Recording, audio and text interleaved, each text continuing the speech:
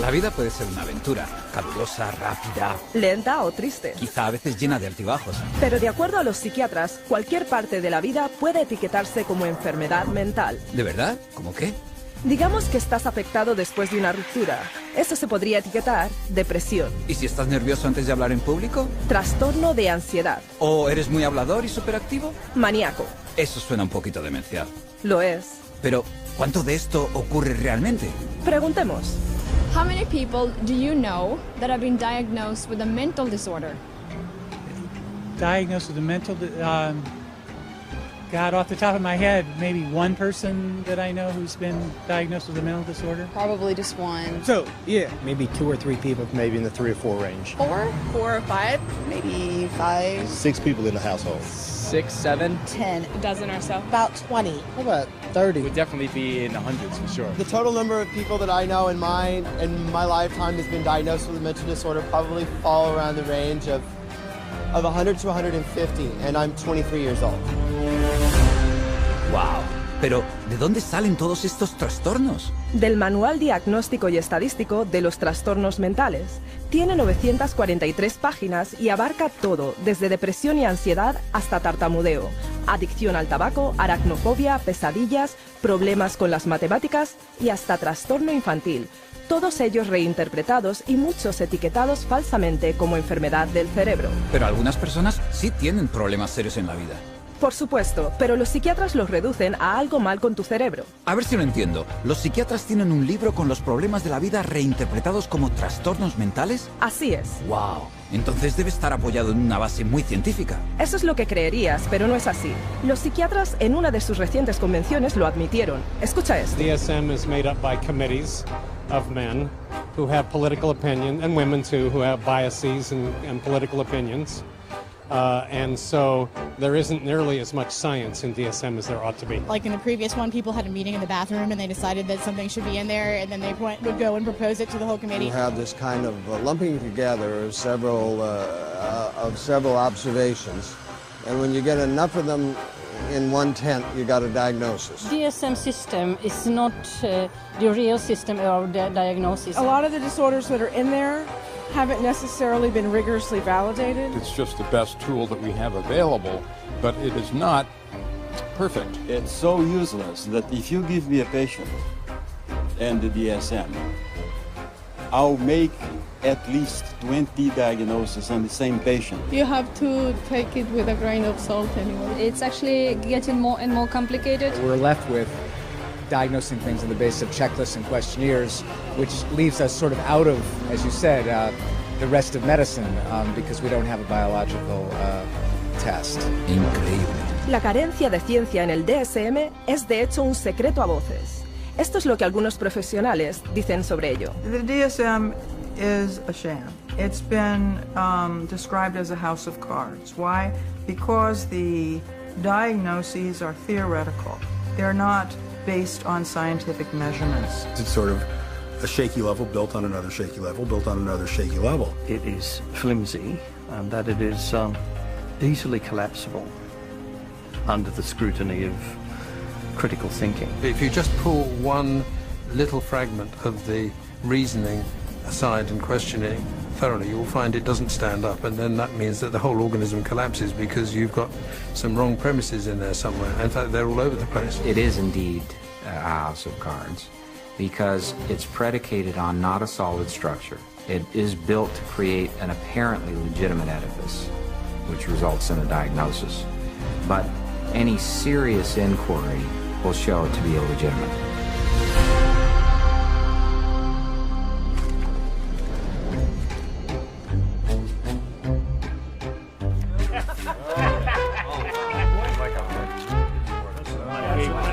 Here, I tell you.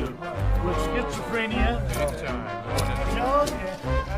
Entonces, si el DSM no se basa en la ciencia, ¿en qué se basa? Bueno, empezó con un simple deseo de que la psiquiatría y la psicología se aceptaran en la corriente dominante de la medicina.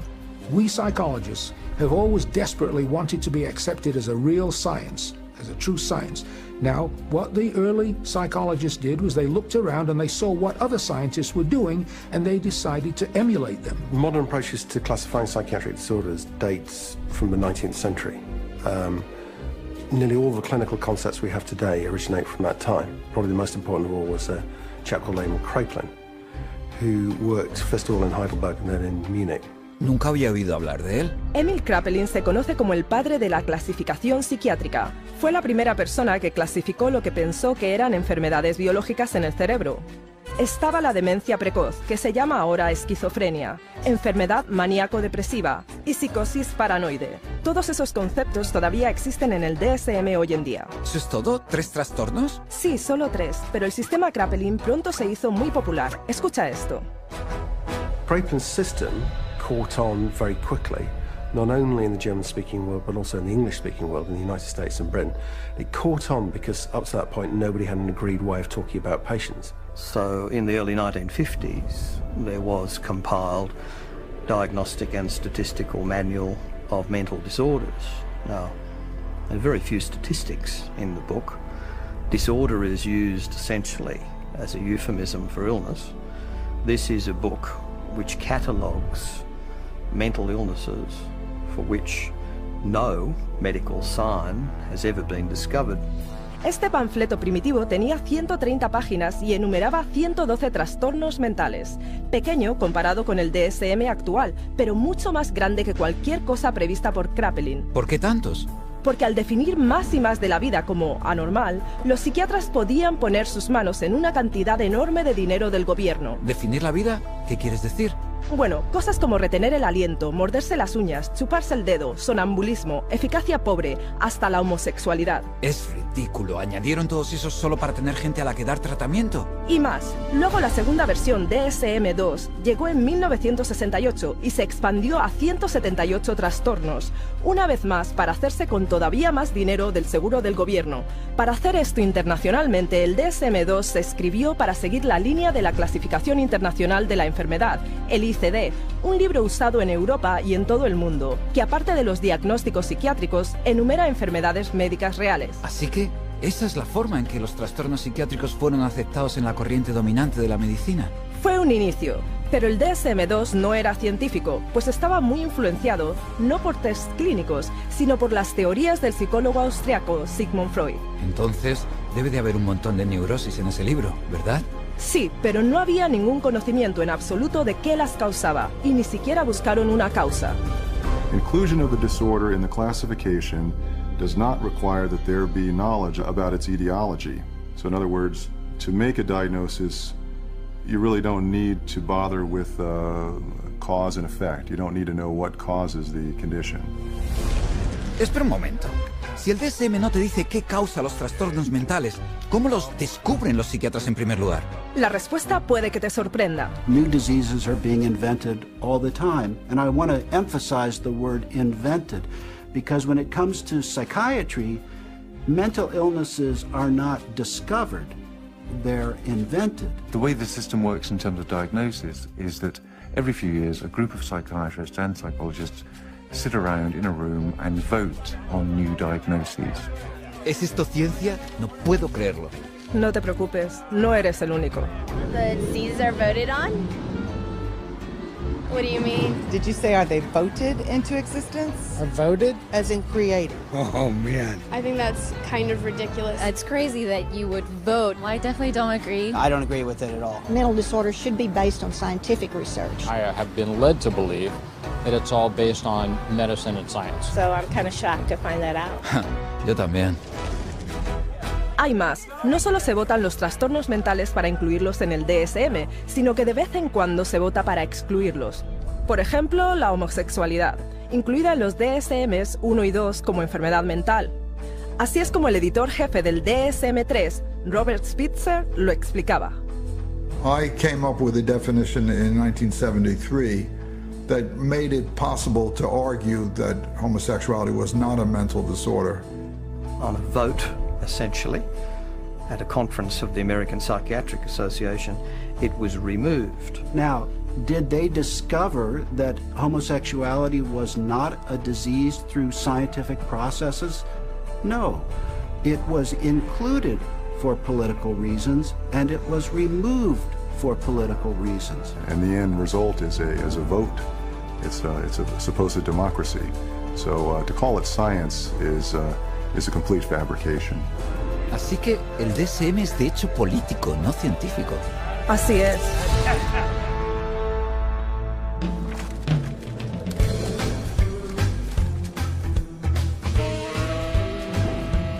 Pensaba que los psiquiatras querían ser vistos como médicos. Así es. Por eso tuvieron que hacer que su manual tuviera un aspecto más científico. Que no lo era. Así que, ¿qué hicieron entonces? Bueno, decidieron que la siguiente edición del DSM iba a ser completamente diferente. Fue una decisión que cambiaría a la psiquiatría para siempre. If you roll the clock forward to the 1970s in the United States, basically at that time psychiatry was in very poor shape for a number of reasons. First of all, it was held in very low regard by other members of the medical profession. So psychiatry was the sort of thing you did if you couldn't succeed in any other area of medicine. And people such as Robert Spitzer in America made it very clear that the time had come essentially for psychiatrists, being doctors of medicine, to practice medicine.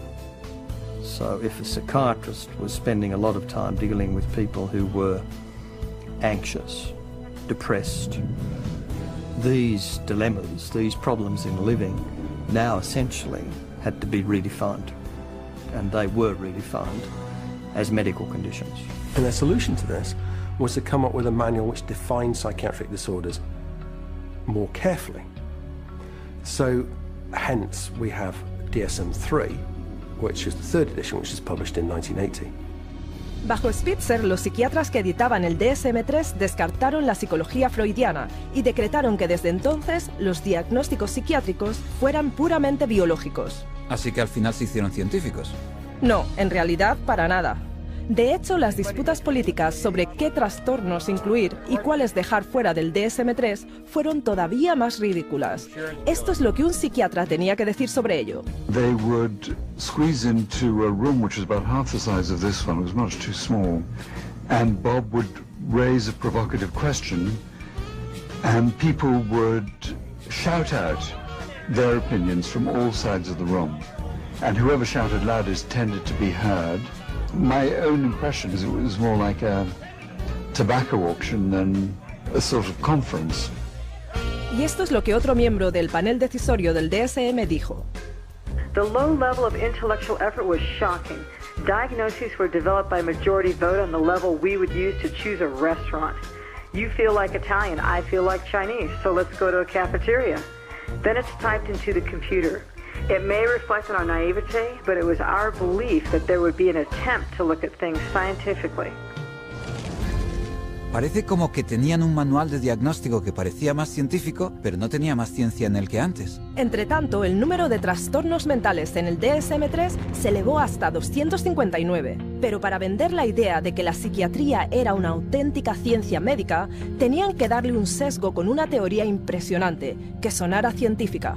But with DSM-3 from 1980 on, there was the progressive medicalisation of psychiatry, and the notion of chemical imbalance was invented and essentially took hold.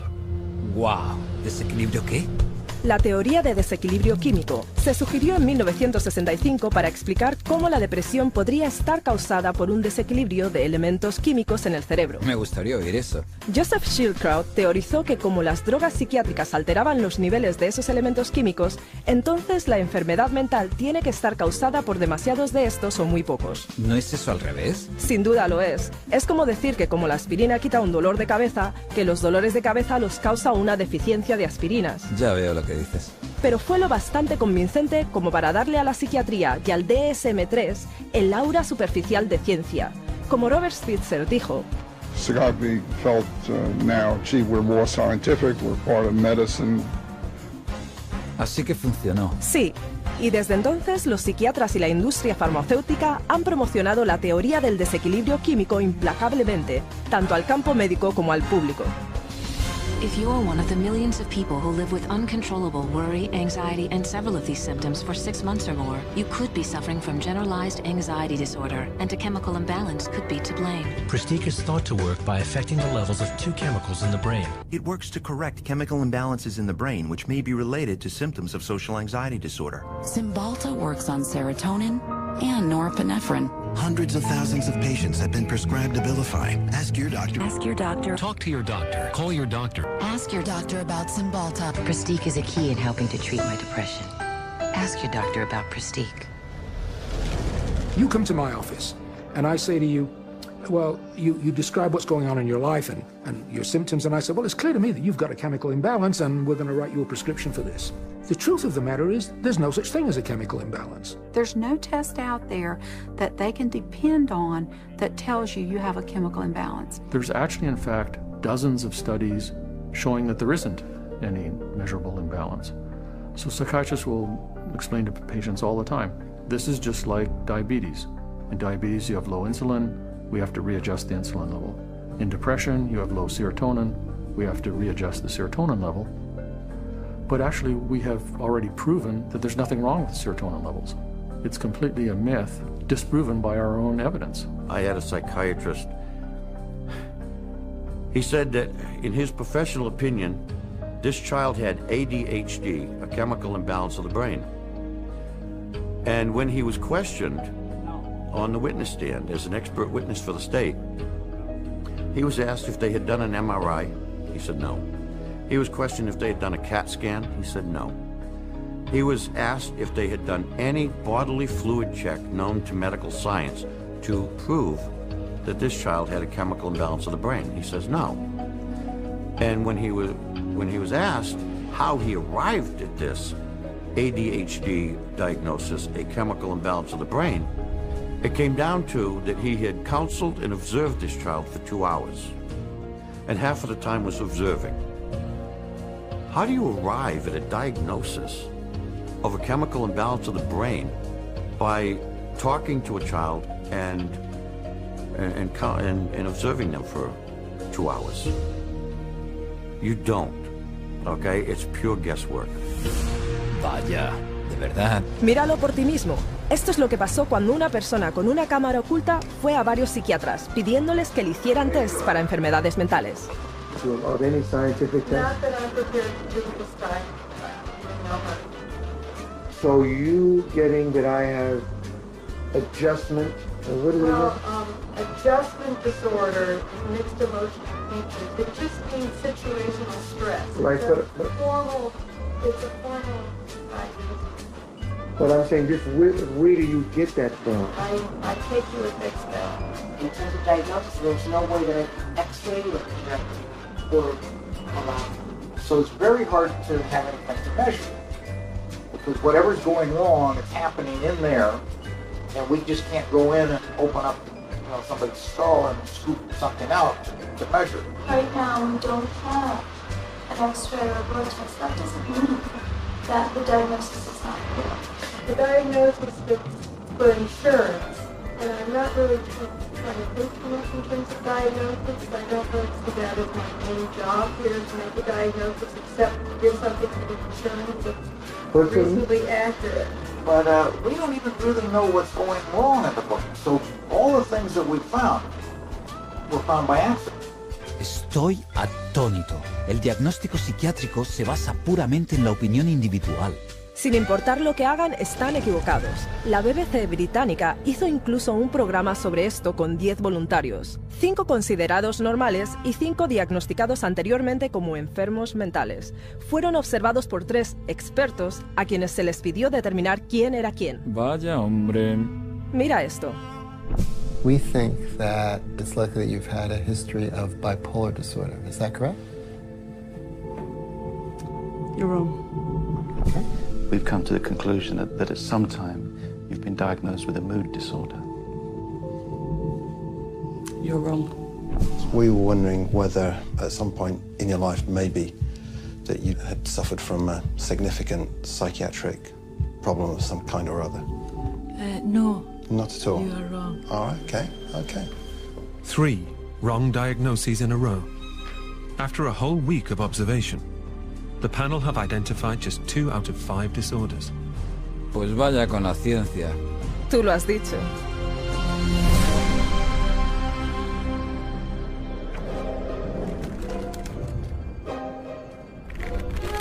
Okay, time in. I love it.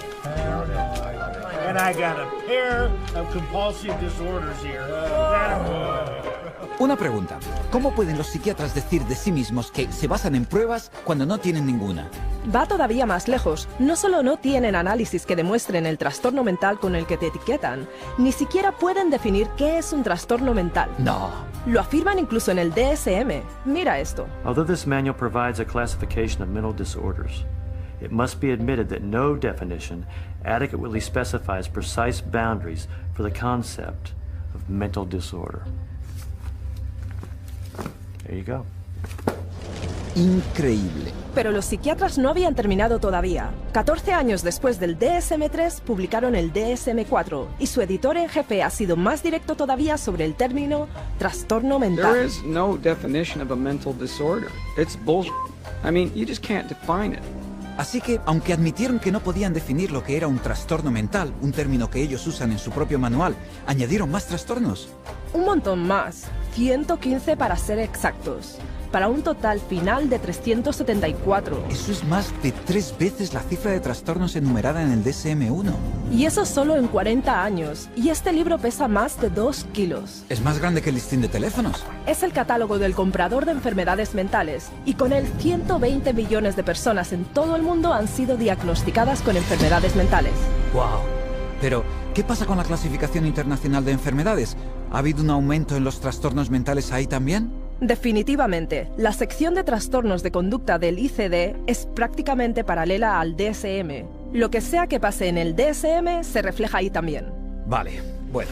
Hasta ahora he visto que no hay tests para identificar o confirmar un diagnóstico mental. No hay pruebas de la teoría del desequilibrio químico y ni siquiera saben lo que es un trastorno mental. Y lo admiten, por lo menos entre sí. Este es un psiquiatra prominente hablando en una convención reciente de la APA. You're sitting in your office, you see a depressed patient, you have no idea what's the matter with them. And I know all of you think you know the answer, but in terms of evidence, I don't know the answer and I don't think any of us really know. Eso es increíble. Y sin embargo te darán un diagnóstico muy rápido de todas formas. Este es otro psiquiatra influyente en el mismo congreso. Jim Burley at the Maudsley Hospital did a study once on how long it took people to make up their mind about the diagnosis after they entered a room, and it was about, how many, David? It was 2 seconds? It was a couple of minutes. It was very... ¿Un par de minutos? Sí. Por supuesto, incluso el entonces presidente electo de la Asociación Psiquiátrica Americana consta que dijo que el DSM es prácticamente una farsa. Well, what does D stand for? I used to think it is diagnostic, but over the last few years realized it is more like a dartboard. ¿Diana de dardos? ¿Le dicen los psiquiatras a sus pacientes alguna de estas cosas? No, de hecho, los psiquiatras actúan como que saben de lo que están hablando, mientras mantienen al público a oscuras. I was sent to a psychiatrist who saw me again for maybe about 15 minutes, talked to me how I was doing at 7 years old, and I left with a prescription for Ritalin. Probably within the first 15 minutes, he diagnosed me with having an anxiety disorder and put me on prescription medication. The amount of time it took for the diagnosis was, I'd say, probably within 10 minutes I was diagnosed with anxiety, with depression, within 10 minutes of speaking to the psychiatrist, and I was put on those drugs immediately. I received numerous different diagnoses from different doctors, and each one gave me a different drug. I didn't have to undergo any tests. I didn't even have to sit there and I didn't have to ask any questions. It was just that's what you've got, and this is the drug. They really didn't talk to me. They were always talking and questioning my mother. It was all about getting the information from her and not from me. It doesn't make sense to me. I researched it, I've done my research, and I still can't fully understand how you can diagnose somebody with a short attention span. There was never an explanation. Nobody really knew what it was or why it was caused or how did you get it, why did anybody have it, and what could anybody do about it. Just here, have some medicine and go away. And I was put on, a horse's dose of an antidepressant called Effexor, 450 milligrams a day. They say if you're on 300, you're comatose. It wasn't always Ritalin. It went from Ritalin to Wellbutrin to Concerta to Adderall I remember asking these doctors, is there any other way we can do this? Is there any other therapy? Is there something we can do that won't make me feel so badly, that won't give me all these side effects and just horrible sensations through my body 24 hours a day? Is there something else I can do that might be not having to do with medications? Doctor said, no. See, what you have is very complex. You have a chemical imbalance in your brain that the only thing that can correct it is medication. Wow, montones de diagnósticos, pero todo lo que parece recibir son medicinas. Así es. Hoy un diagnóstico psiquiátrico significa realmente una droga psiquiátrica. The whole question then becomes, okay, if we apply these labels, what next? And the what next tends to be, you get a prescription. And the prescription is for a drug that doesn't work very well and is toxic. It's like a 1-2 punch. The number one of the 1-2 punch is the diagnostic manual.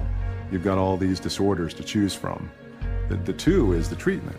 So you've got the diagnostic manual in place, you've got a machinery in place, and then you've got this treatment that is there for the taking. For everything you can think of that might seem to be odd behavior, the psychiatry field has a name for it. And then for every name of every diagnosis you have, there's going to be pharmacology behind it, and they have a pill for it. Let me fan it out and pick a card, and there you go. Here's your label, and there's the drug that we'll give you to go along with that label. 98%, maybe 99% of people will get a diagnosis that justifies the use of a medication and also a follow-up appointment. Because remember, the business of medicine, the business of psychiatry, is seeing patients. And the psychiatrist that tells a patient they don't have a problem and there's no medicine for that problem doesn't have a very busy practice. And that's sort of the purpose of the DSM-345, to provide a diagnosis that can be given a drug for that patient. It's a quick buck. You don't need to do a physical exam. You put it in the chart, it's done. Prescribe away. Lifetime patient. That's what the DSM is for. ¿Están diciendo que el DSM solo está ahí para justificar el tratamiento con la droga? Me temo que sí. ¡Wow!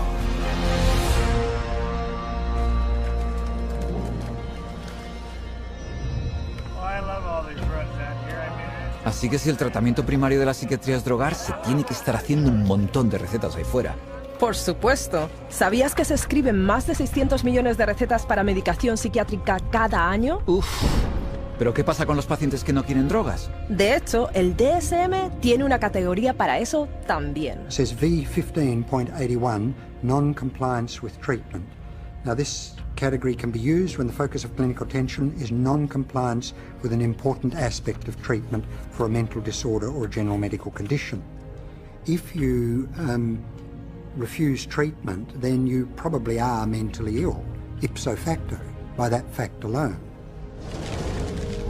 Así que, si no haces lo que te dice un psiquiatra, ¿eso es un trastorno mental?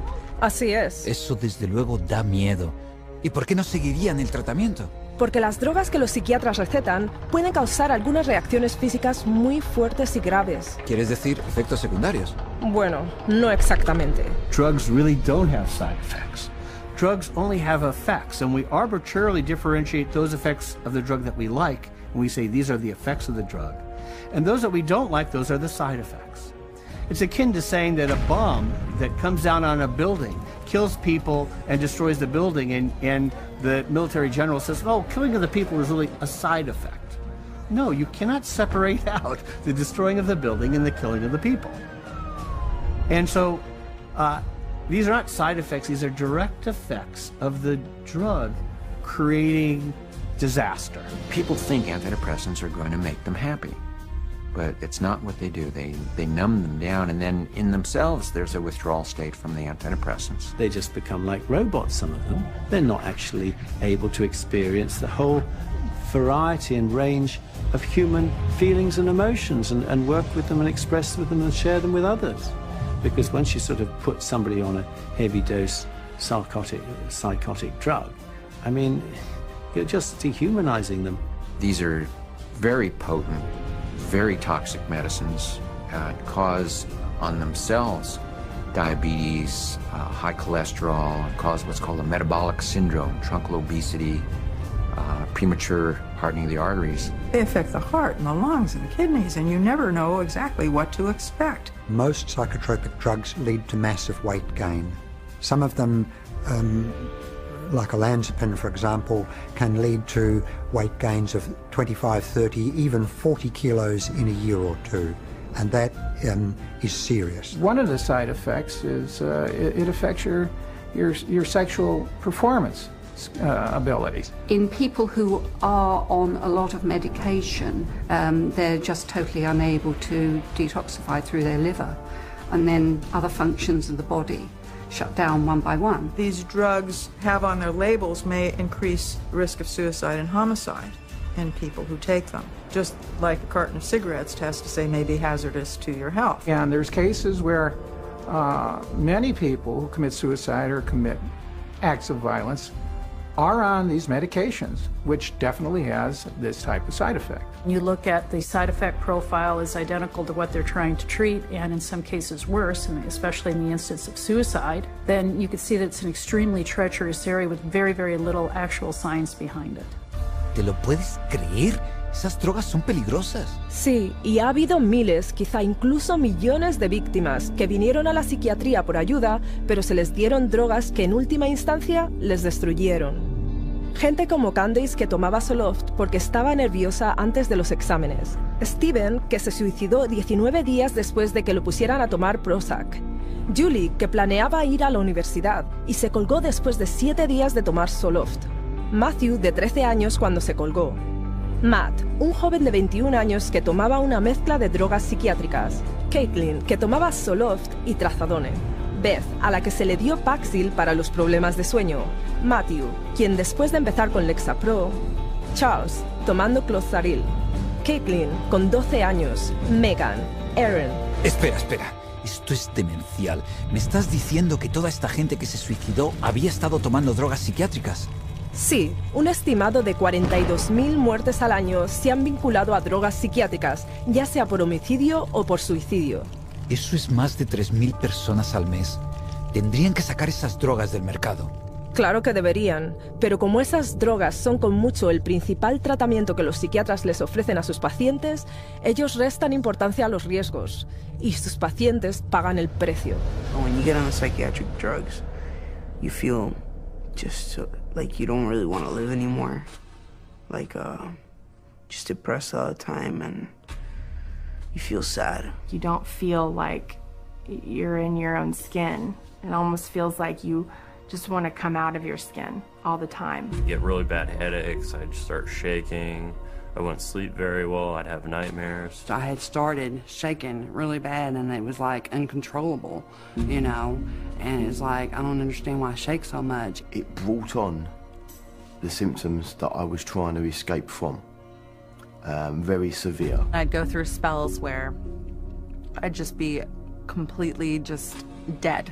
There would not be me there. I'd just be standing there and there would be nothing. I think we all have emotions, happy, sad, you know, situational emotions in life, and it didn't allow me to experience them. You don't experience tears, you don't experience a lot of laughter. It just makes life real flatline. I described to a friend of mine as like waking up in a manila folder and it's a cloudy day.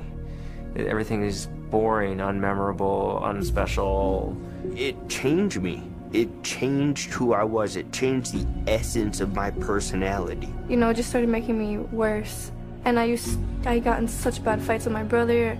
I scratched his face up and, you know, stuff like that. I started to experience suicidal ideations almost immediately. And I had never had any feeling like that before. I remember when I was at home one day, I had taken my medication and I thought about killing myself, and I got really scared, so I ran to my brother and I told him, and he just held me and told me not to give up and to just keep trying. And I actually thought that's maybe the one thing that I do have control over, that I could, you know, I could off myself, and I would be out of this roller coaster of an existence. I have been raped. I have been coerced into doing things that I do not care to speak of. But just to put it in perspective, even having experienced that, the experiences in thoughts and loss of self that I had, being put on Prozac was the worst violation I have ever experienced. Estoy mudo de estupefacción. La gente ni siquiera sabe lo que estas drogas están haciendo porque confían en su psiquiatra. No solo eso, estudios recientes han mostrado que sus drogas como los antidepresivos no curan trastornos mejor que una pastilla de azúcar, un placebo. Así que, para recapitular, no solo el DSM proporciona la etiqueta que los psiquiatras te ponen, sino que justifica que te droguen con drogas poderosas que tienen un montón de efectos secundarios y que ni siquiera funcionan. Esto está fastidiado. Definitivamente. Y luego todavía se aferran a la idea de que pueden corregir tu conducta indeseada con sustancias químicas.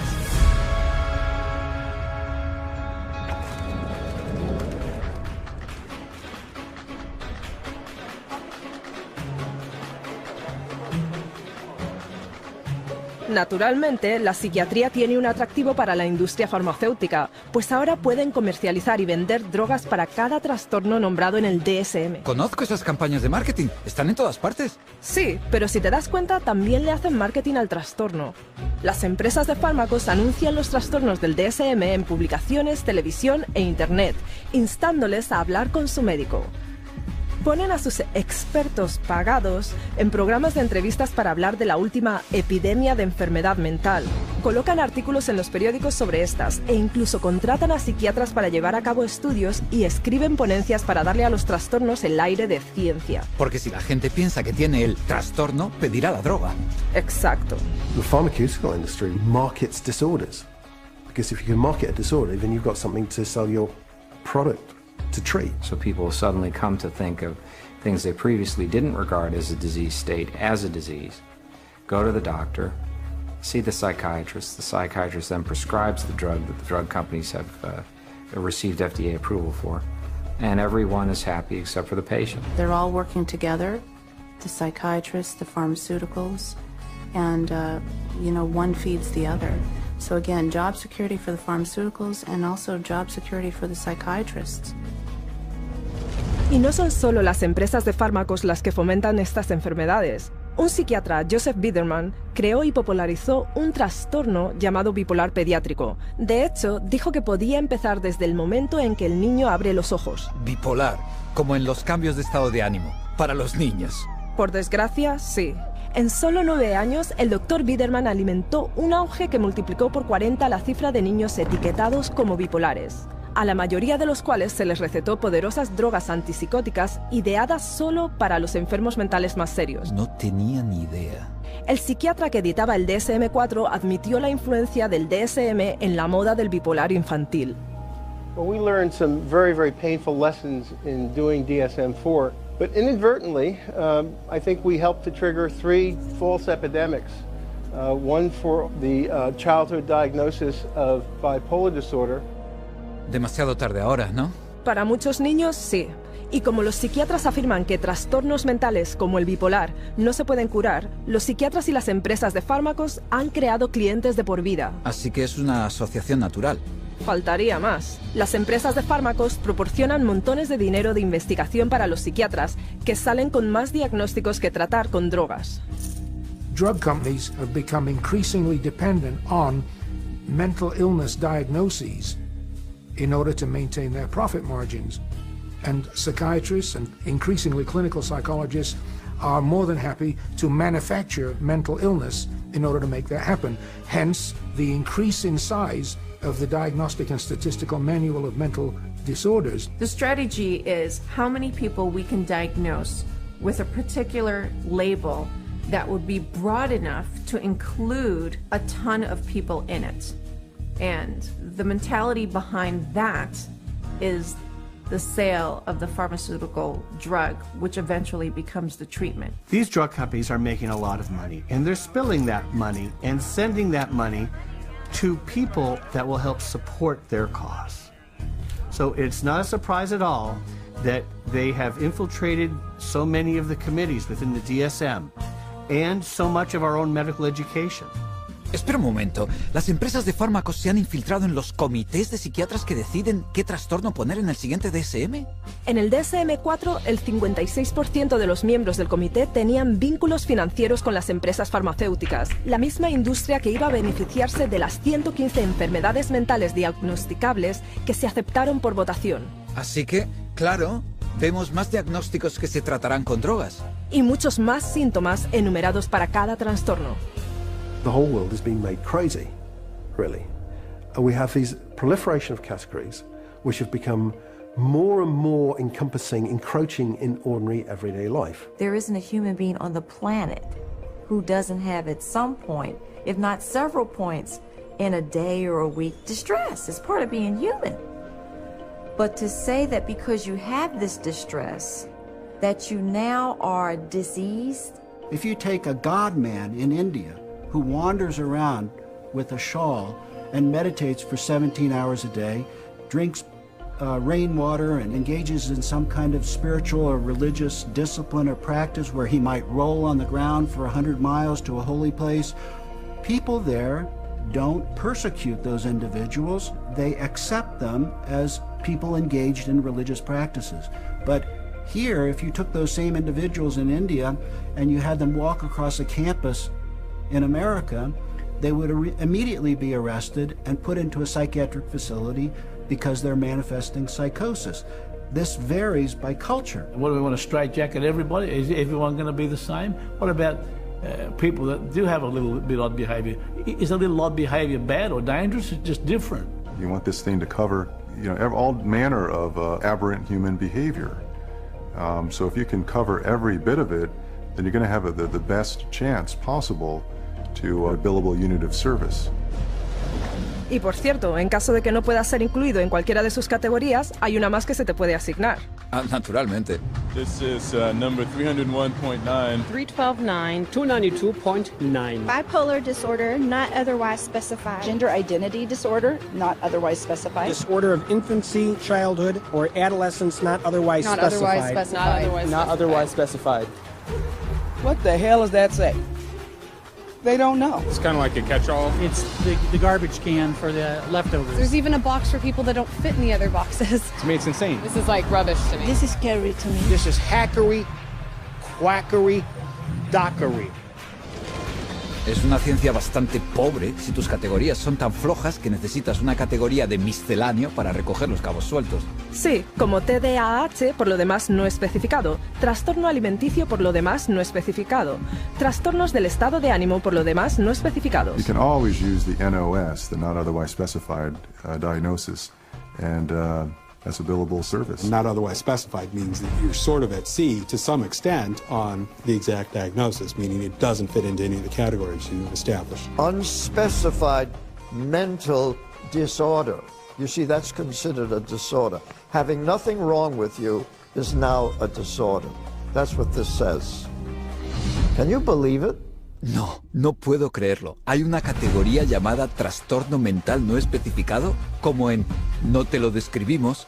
¿Eso es una enfermedad mental también? La cosa se pone más demencial. De acuerdo al DSM, podrías ser diagnosticado con un trastorno mental que ni siquiera está en la lista. Estás de broma. Escucha esto. These diagnostic criteria and the DSM-4 classification of mental disorders reflect a consensus of current formulations of evolving knowledge in our field. They do not encompass, however, all the conditions for which people may be treated or that may be appropriate topics for research efforts. It's even in the language of the introduction, it's basically saying we're trying to have a diagnosis to cover all the bases of anything that somebody could come in complaining about, which is, again, entirely backwards from how medical diagnoses are come to. Este DSM no está ni siquiera cerca de la medicina, ¿verdad? Para nada. Es puro marketing.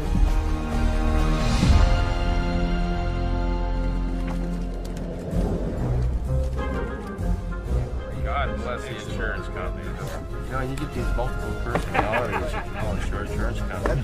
Insurance bill, like that's the big money right there. Hay algo que todavía me fastidia. Si el tratamiento psiquiátrico es tan largo, tan caro e ineficaz. Ya lo sé. ¿Quién estaría dispuesto a gastar esas cifras exorbitantes de dinero para tratamiento psiquiátrico que se alarga durante años y a menudo toda una vida mientras proporciona resultados pésimos? Exactamente. ¿Quién paga por todo esto?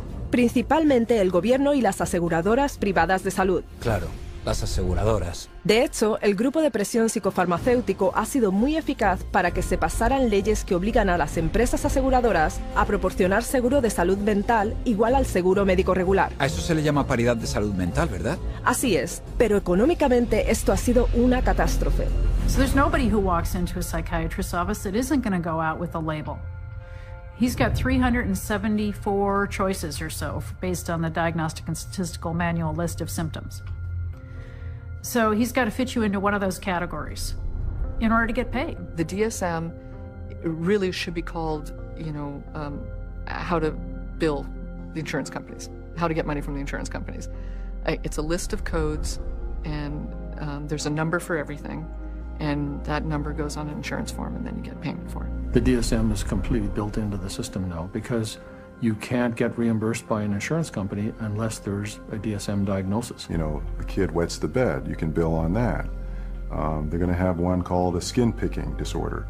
You pick your skin, you can diagnose and bill on that. You can always find a diagnosis and you'll always be able to bill. A psychiatrist or a psychologist can go through their book now and find a diagnosis code for just about anything. Everybody would fall into something that they could put a diagnosis on and fraud insurance companies. Vaya chanchullo. Así es, cada año la industria psiquiátrica usa el DSM para amasar $100.000 millones del gobierno de Estados Unidos y de aseguradoras privadas. Y eso es solo un país. Estoy empezando a darme cuenta de lo mucho que el DSM ha elevado los costes generales del tratamiento médico. Lo sé. El promedio de la facturación de seguros de los psiquiatras es el doble de la del tratamiento médico general. Y eso eleva lo que yo tengo que pagar para el seguro. Así es, y eso desperdicia impuestos también. El programa de seguros de salud mental del estado de Texas estaba casi en la bancarrota debido a una clase de droga psiquiátrica muy cara que se recetaba normalmente para el trastorno bipolar. Vaya, eso es un montón de drogas. Sin duda lo es. Y encima de eso, como los diagnósticos del DSM son tan arbitrarios, otro problema enorme y costoso es el fraude de seguros. Se ha pillado a los hospitales psiquiátricos privados haciéndose pasar por clínicas para dejar de fumar o para perder peso, para conseguir gente que sea admitida. Pagando a los reclutadores $3.000 por cabeza para conducir a los pacientes del seguro a través de sus puertas. Y a retener a los pacientes dentro tanto tiempo como sea posible hasta que se les acaba el seguro. ¿Y todo esto es por el dinero del seguro? Así es. Y una vez que los pacientes están inscritos, se puede sacar cualquier diagnóstico del DSM para justificar el tratamiento. Mira el metraje de esta cámara oculta de alguien que se hizo pasar como trabajador de un hospital psiquiátrico.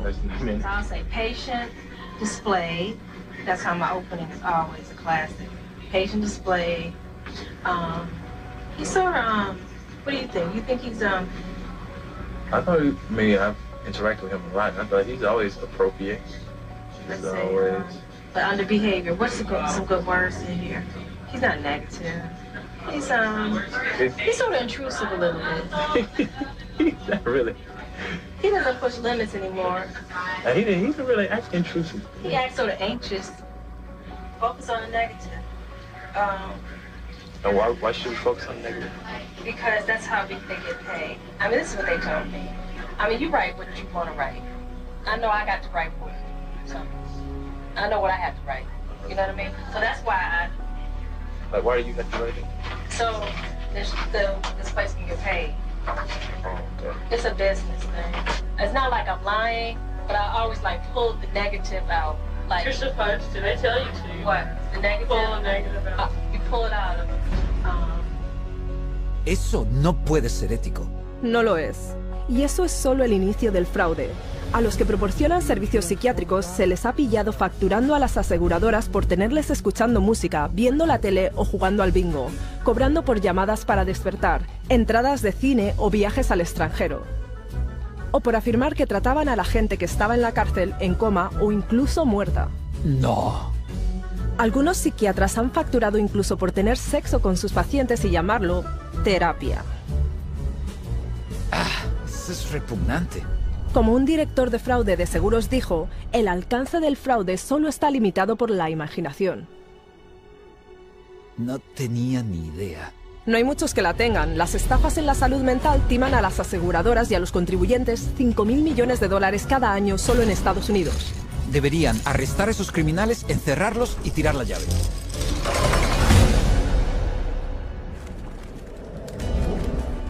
It's the Diagnostic and Statistical Manual of Mental Disorders, the third edition. He mencionado que la psiquiatría ha tenido también mucho éxito usando el DSM para infiltrar nuestro sistema de justicia.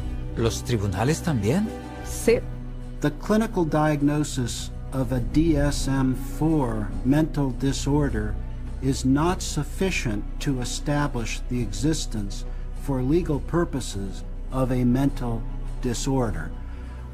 That's a very interesting point. Basically, what the authors are saying here is that the material in the DSM has no utility in the courtroom in deciding guilt or innocence. It should not be used in courtrooms as part of the legal process. Espera un momento. ¿No declaraba el DSM que no puede usarse para establecer la existencia de un trastorno mental en un tribunal de justicia?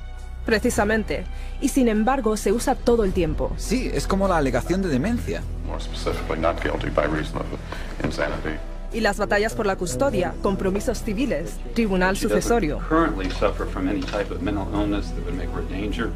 He leído de psiquiatras ante los tribunales en bandos opuestos, cada uno usando el DSM para reforzar su caso, y cada uno de ellos fue aceptado por el tribunal como testigo experto. As far as I could see, for psychosis or delusions. Because he's suffering from narcissistic personality disorder and a delusional disorder, grandiose. Una contradicción completa. No siempre ha sido así. In the beginning of the 20th century, a psychiatrist in a courtroom would be laughed out of the courtroom by and large. Today, it's commonly accepted testimony as long as it's in accord with the DSM. The danger in using the DSM in a court setting is that you're using a vocabulary that the judge or the jury doesn't fully understand. They are, by concocting these psychobabble words, it makes it seem like there's something there that may not be there. The courts have allowed all this junk science to come into the courts, and they've made case law on it. And once the case law is made, we're stuck with it until it gets overridden. They come in with tests, they come in with their diagnostic categories from the DSM, and they say, we've done tests, we've determined that this person has this numbered malady, and therefore they do. And there's almost no way to pry a judge out of accepting that. When a psychiatrist makes a diagnosis in court, is that the person is sent to a mental institution, deprived of liberty, and we have no idea whether he's guilty or not. Basándose en los diagnósticos del DSM, se interna a alguien en un psiquiátrico cada 40 segundos. Esto está absolutamente fatal. Y cualquiera, en cualquier momento, puede perderlo todo debido a la opinión de un psiquiatra. Escucha esto. I went to a stop smoking course at Vanderbilt. And the doctor, the lady that ran the program said that she goes, we need to get you on a stop smoking medication. So she prescribed me Zyban. Well, after the fact, I find out that Zyban is nothing but this really powerful antidepressant called Wellbutrin. Yeah, I stopped smoking, but I had no idea the hell. I mean, the hell. The hell's gates were being opened when I started taking Zyban. I had been clean and sober for 18 years. You know, just never considered that. But something about that, I started experiencing the craving to drink again, and my life fell apart. Divorce, relapse. So then a sibling of mine got wind of my relapse, wanted to gain control of my pocketbook and my life. and found the dirtiest lawyer in town who knew, you know, one of the dirty psychiatrists, and bought and paid for an evaluation, had a hearing in a court before I was ever served notice. And the next thing I know, every right that a human being can possibly have was taken from me. And you have less rights as a conserved person than you do as a criminal. I mean, you are stripped of every right. You can't enter into a contract. You cannot marry. You cannot sue. You cannot even fight the legal system that has involuntarily put you in this. And it was all based on the psychiatrist's diagnosis, who never evaluated me. Eso es increíble. Estaba intentando dejar de fumar, pero en vez de eso recibió un diagnóstico psiquiátrico y le arrebataron sus derechos. Le han quitado todo su dinero también. Por no mencionar que estuvo encarcelado en una institución psiquiátrica. Pero si piensas que lo que los psiquiatras le hacen a los individuos en nuestro sistema judicial es malo, espera cuando veas lo que le hacen a las familias. Children are taken away from parents every day in these juvenile courts because a person with a PhD or an MD after their name comes in and says, I've shown ink blots to a person, and they may be a risk to a child. Just in my little state of Massachusetts here, there are 11,000 children in captivity, taken away from families at any one moment. And almost all of those children are being drugged. And our own commissioner of children and families testified under oath that they drug 88% of the children that they take out of the families. 88% drogados, eso es prácticamente algo que se da por descontado. Y eso es solo la punta del iceberg. Por todo el mundo, los psiquiatras usan los tribunales en una serie de formas para arrebatarle los derechos a la gente y destruir familias. Solo mira. Psychiatry has affected my family through the family law court rulings. The family law court has a court-appointed child psychiatrist who, it appears, determines the future of the child. It's just like a business in the court system that they forced you to undergo all of these psychological evaluations, and you have to pay thousands of dollars, but at the end of the day, it has been supported by no evidence, nothing. They'd said to me, Deb, you have a choice. Either you bring your son to get medicated, or we'll take your child away from you and put him in a home that they'll medicate your child. And then good luck. Basically, they were saying, good luck, Deb, to try and get your son back, but you'll get him back medicated anyways. And they put her in hospital, and that's when the psychotropic drugging started with Becky. And at that stage, I had no say over it. They refused to let her go. They would not let my daughter go unless she take medication. This was again a recommendation from the psychiatrist that once my son was radically ripped from his home and literally kidnapped and put in a new home with a perpetrator of domestic violence and of sexual assault, and is where he now lives, this psychiatrist said that he was never to have any counselling and never to see anybody. To have your family just disrupted like that, ripped out from under you, really, your whole life, just gone like that, and then you have to fight every day to get him back. It was very devastating. In some ways, it's worse than a death because it's unresolved, and you know what the truth is. And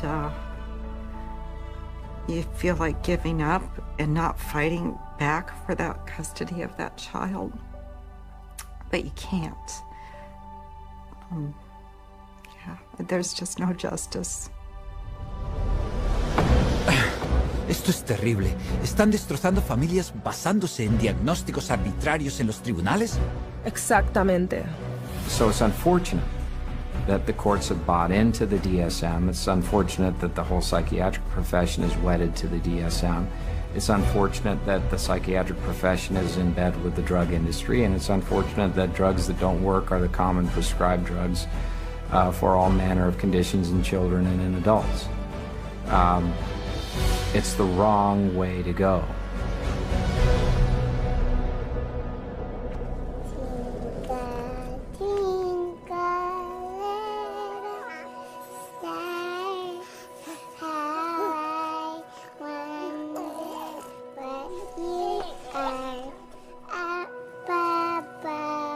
Oh, no a ellos también. Por desgracia sí, los niños son ahora un objetivo de mercado enorme para la psiquiatría. El número de trastornos de la infancia incluidos en el DSM ha ascendido como un cohete desde 3 trastornos en 1952 hasta 44 hoy en día. Eso es 15 veces más. Y aún así, el DSM básicamente admite que no debería diagnosticar a los niños. In early childhood, it may be difficult to distinguish symptoms of attention deficit hyperactivity disorder from age-appropriate behaviors in active children, such as running around or being noisy. We basically don't know the diagnosis from normal childhood. That's what that's saying. Trastorno del déficit de atención e hiperactividad. Así es como los psiquiatras llaman a los niños que no se sientan quietos en clase, se agitan, corren o trepan mucho. Básicamente conducta infantil, ¿verdad? Así es, y 20 millones de niños en todo el mundo han sido etiquetados con algún trastorno mental. Así que, en vez de dejar que los niños sean niños, los psiquiatras les dicen ahora a los padres que sus hijos están enfermos mentalmente y que necesitan drogas psiquiátricas. It used to be that you were on the playground, you had the weird kid, you had the shy kid, you had the goof off, you had the hyper kid. You can't have that anymore. Now it's all medical diagnoses. For them to come up with new diseases and new issues and diagnosis in their book, it doesn't correct bad behavior, okay? They can give children all the pills they want. It still doesn't correct bad behavior. The thinking still is, you must fit into this mold. And if you don't fit into this mold, there's something wrong with you. And if you're not the person who designs the mold, too bad for you. A child is labeled and then they're brought to professionals who are trained a very particular way. They're all being trained that if the child fits into this category, then we should consider putting them on Ritalin because that's what they do. That is the protocol. The way the Ritalin will be marketed to the parents is that they will say, this is a drug to calm your child down. What they won't say is that methylphenidate is a form of speed. It's a form of amphetamine, and what we're actually doing is overdosing your child on speed. It's a stimulant, so naturally it's going to increase heart rate, increase blood pressure, and you put a kid out on a football field on a hot summer day, and his risk of having a cardiac event of some sort has just gone up. ¿Sabes? He oído que los estimulantes que se les dan a los niños con problemas de atención son químicamente muy similares a la cocaína. Sí, y tienen un potencial tan elevado de que abusen de ellos que están incluidos por el gobierno de Estados Unidos en la misma categoría que la morfina, el opio y la metanfetamina. Así que, ¿a quién van a drogar los psiquiatras a continuación? ¿A los bebés? Exactamente. Usan lo que llaman clasificación de diagnóstico de 0 a 3 o DC-03. Es como un mini DSM para bebés y niños que empiezan a caminar. Escucha esto. We already targeted our school children with ADHD and bipolar. That's already done. That was done 20 years ago. And we're moving younger with DCO3 to the 0 to 3 age group where they're trying to make popular the idea that it's okay to medicate 0 to 3-year-olds. The idea of a program to determine whether a child from birth to the age of 3 has a mental illness is so preposterous, so absolutely insane, that it's simply an additional part of the insanity that is now extant throughout this country. I cannot think of a program that is more insane than that. How are they going to diagnose a 1-year-old or an infant with a psychological disorder? How do they know? You almost have to ask ourselves if our societies become sick. What are we doing to our fetuses, our infants, our children that would make us need to have psychiatric medications? We're rolling dice with life. We're rolling dice with our children who can't even discuss it with anybody. They have no control. They are the helpless victims.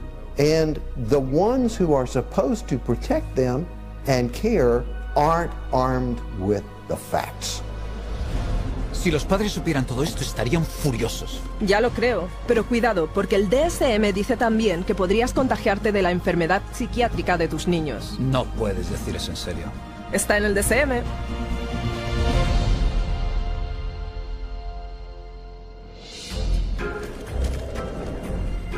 We're going to talk about some of the proposed changes that are suggested for DSM-5. He oído que el DSM-5 es incluso más demencial que el DSM-4. Así es. You've got 374 named diagnoses in DSM. Well, guess what? There's going to be more in DSM-5. Why do we all of a sudden need a fifth DSM-5? Psychiatry wanted to broaden the horizons of mental health problems, of disorders. They wanted to stretch the disorders so it would encompass more. And to do that, they're going to add more diagnoses. We need more diagnoses like we need a hole in the head, really. They're not serving a purpose for mankind, all these diagnoses. They're almost laughable, some of the diagnoses. ¿Irrisorios? ¿De verdad? Bueno, están hablando del trastorno de acumulación si no te deshaces de suficientes cosas. Persistent difficulty discarding or parting with personal possessions. Trastorno alimentario compulsivo si comes demasiado a menudo. Recurrent episodes of binge eating. Oh, y está el trastorno de rascado cutáneo. So it's recurrent skin picking resulting in skin lesions. ¿Son esos trastornos mentales? Y para los niños hay un nuevo trastorno que recogerá un número enorme de niños cuyos berrinches no califican todavía como para llamarlos bipolar. They've created temperate dysregulation disorder to seem a little bit more mild of the condition and include a lot of the younger population in terms of that diagnosis. And what it essentially does, it just broadens bipolar disorder into a whole other new category. And where they don't fit into bipolar, now they can fit into this other diagnosing criteria. Así que la red se está haciendo cada vez más amplia. Más de lo que crees. Están considerando incluso añadir una etiqueta por emplear demasiado tiempo en el ordenador. Internet addiction diagnosis. It's another example of, just taking something going on in the popular culture that's, pretty widespread, and then finding a way to pathologize it. I know people personally that spend 12, 13, 14 hours a day on the internet or social networking groups like Facebook. So there is something going on there. But is it a condition that we need to then label and drug? Absolutely not. Eso es irrisorio. Sí, hasta que consideras que en China el gobierno ya ha establecido clínicas psiquiátricas que tratan a los adolescentes por, entre comillas, uso problemático del ordenador, a veces usando el choque eléctrico para curarles. ¡No! Y si crees que eso es malo, hay una inclusión más en el siguiente DSM que es verdaderamente espeluznante. ¿Se pone peor? Este toma el diagnóstico de la enfermedad mental un paso más allá, síndrome de riesgo de psicosis, conocido más recientemente por el enrevesado título de síndrome de síntomas psicóticos atenuados. Eso es un trabalenguas. Pero, ¿qué significa eso? A really scary thing that's coming on the horizon is to come up with a whole bunch of diagnoses in there that are looking at people who currently are mentally well-adjusted but have a risk of developing a mental illness in the future. They're still thinking they can define well before the symptoms develop the risk of a person developing a major mental disorder without any biochemical, biological or genetic test or any physical test whatsoever. They don't know the cause of a mental illness. They can't treat it, they can't cure it. So how can they launch a preventative campaign for mental illness? It just logically, it falters. Espera un momento. ¿Creen los psiquiatras realmente que pueden predecir un trastorno en algún momento en el futuro? Escuchemos lo que dicen. How can psychiatrists know if you're going to have a mental disorder in the future? Again, that we don't know categorically who will develop psychiatric illness in the future. It's really hard to say, actually. I don't know if you could 100% predict for anybody. You can't forecast if one will develop a psychiatric disorder. Maybe not, or maybe yes. It's hard to predict. It's hard to predict. There's no way to predict that. Well, I don't think that nobody knows that. There's no way to tell. Nobody knows? I don't think anyone can know what's going to happen in the future. Obviamente no tienen ni idea. Sí, pero a pesar de esto ya están proponiendo hacerles test a los niños para enfermedades mentales futuras. De forma que las puedan tratar ahora. Claro.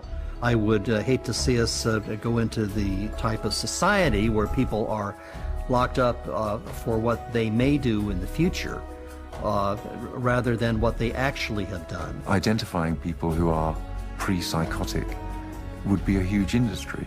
Wow, eso es verdaderamente aterrador. Y lo que es una locura es que los psiquiatras siguen adelante con el DSM-5 cuando algunos de sus más influyentes miembros admiten abiertamente que no sirve absolutamente para nada. Any comment on DSM-5? It's of no use to us in the rest of the world.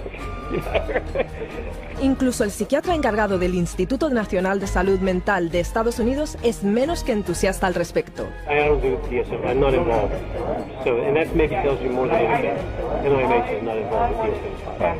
Así que el hombre en la cima de la mayor organización psiquiátrica mundial no quiere saber nada del DSM. Eso es lo que parece. Es un fraude total. The Diagnostic and Statistical Manual is effectively the story that is being wrapped up in statistics and numbers and categories, that when medicine tosses, doesn't fit any of our categories over to psychiatry, psychiatry says we'll find a category, and if we don't, DSM-5 or 6 or 7 will. I think in 2016 we'll be looking at DSM-6 and there will be 1,425 diagnoses and I'll have 900 of them. Eso es una locura.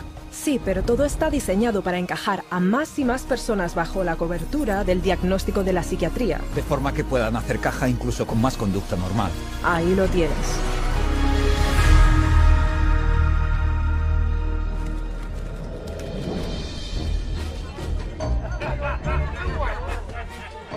Entonces, si el DSM es tan completamente inútil, ¿por qué los psiquiatras...?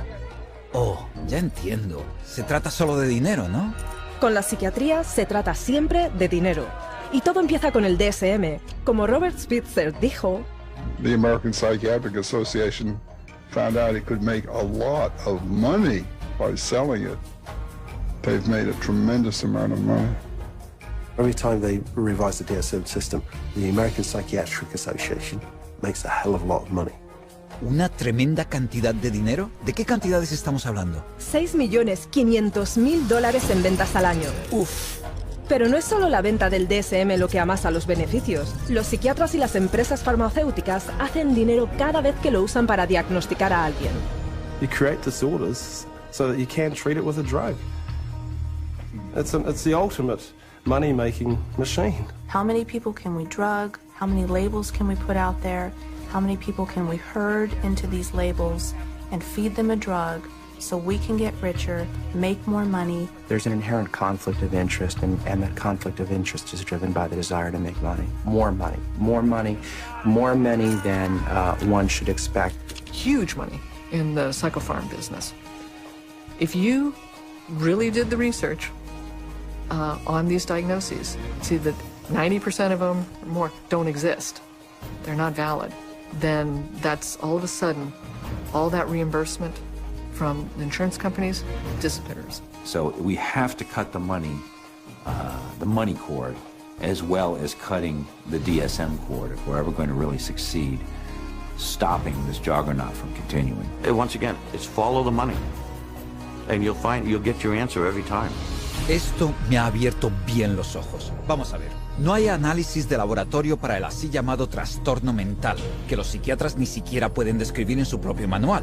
La teoría del desequilibrio químico es totalmente falaz. Y aún así, las drogas psiquiátricas que supuestamente equilibran las sustancias químicas de tu cerebro se recetan a la gente de todas las edades. Sí, nada menos que $84.000 millones al año, añadiendo un aumento general de $10.000 millones por primas del seguro de salud solo en Estados Unidos. Y lo estamos pagando todos a través de los impuestos del gobierno y facturas del seguro cada vez más altas. Así es, toda la industria psiquiátrica usa el DSM para embolsarse $330.000 millones al año. Eso es casi un tercio de $1 billón.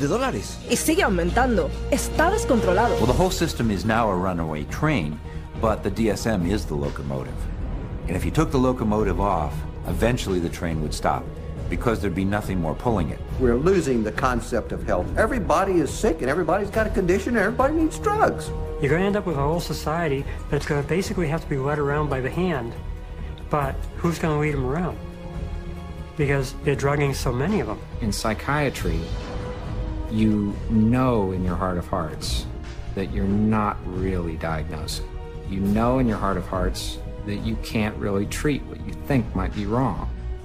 And you also know that most of what you're dealing with in the DSM is unprovable and unreliable, not a predictable indicator. So what do you have then? Buena pregunta. Supongo que no tienen nada. Y se le está haciendo daño a la gente. Sí. You're very lucky to go through psychiatry and survive. It really is as simple as that. Only when enough people rip the veneer away and show that it's just nothing more than a Hollywood set is it ever going to fall down. It would be good if all the medical professionals who are really practicing medicine and really trying to help people and based on scientific fact and what they can best do to improve the lives of others, if they would recognize, just be able to look at this fact. It's hard to look at it, but look at this fact and be ethical and be honest and clean up the profession by getting rid of this fraudulent part of it. Psychiatry. Yo no lo habría dicho mejor. Es así de obvio. Tenemos que deshacernos del DSM. Es terrible para la sociedad. Lo sé, a pesar de su base increíblemente inestable, el manual diagnóstico y estadístico ha impactado literalmente cada parte de nuestro mundo. Nuestras escuelas, nuestros gobiernos... Nuestros sistemas judiciales. ¿Y qué hay de los medios de comunicación y el ejército? Estos también. Básicamente toda nuestra sociedad. Y todo ello sin ni una sola persona curada. El DSM es realmente más que solo un castillo de naipes. El manual de diagnóstico y estadístico es el timo psiquiátrico más mortal.